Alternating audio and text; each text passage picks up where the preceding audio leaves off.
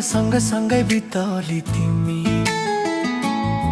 एकछिन नदेखदा यो मन चितौली माया मनमा छ।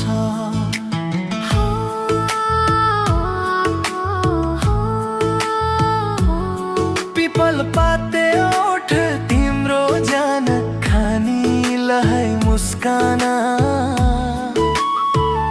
हो मलाई तिम्रो परेली को कुनामै रखाना। माया गर्छु म तिमीलाई के सारा